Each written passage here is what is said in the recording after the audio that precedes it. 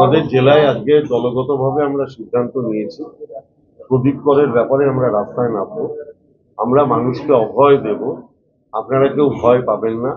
তৃণমূল কংগ্রেসের মমতা ব্যানার্জির সৈনিকেরা, অভিষেক ব্যানার্জির সৈনিকেরা আপনাদের পাশে আছে। অবৈধভাবে যদি আপনার নাম বাদ দেওয়া হয় তাহলে আইনগতভাবে আমাদের দল আপনার পাশে থাকবে। আমরা সর্বতভাবে আপনাদের পাশে আছি, আপনারা কেউ ভয় পাবেন না। আর এই আন্দোলনের আমরা রাস্তায় নেমে আন্দোলন করব এবং ভোটার লিস্টের এই কাজ হওয়ার সময় আমরা মানুষের পাশে থাকব।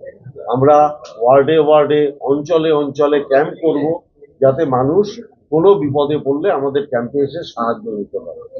আমি আপনাদের মাধ্যমে সমস্ত স্তরের মানুষকে মমতা বন্দ্যোপাধ্যায়ের বার্তা পৌঁছে দিতে চাই যে আপনারা কেউ অহেতুক ভয় পাবেন না।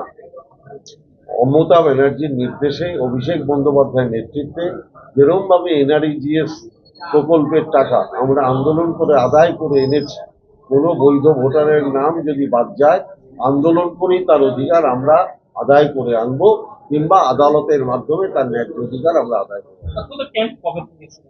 4 তারিখ থেকে যতদিন চলবে ততদিন ক্যাম্প হবে।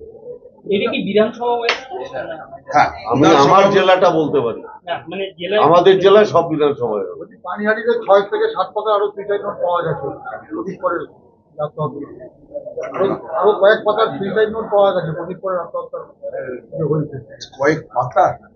সেটা তো প্রশাসন বলতে পারবে, আমরা পুলিশ প্রশাসন বলতে পারবে। আমি তো এটা নিয়ে আলাদা করে কিছু বলতে পারবো।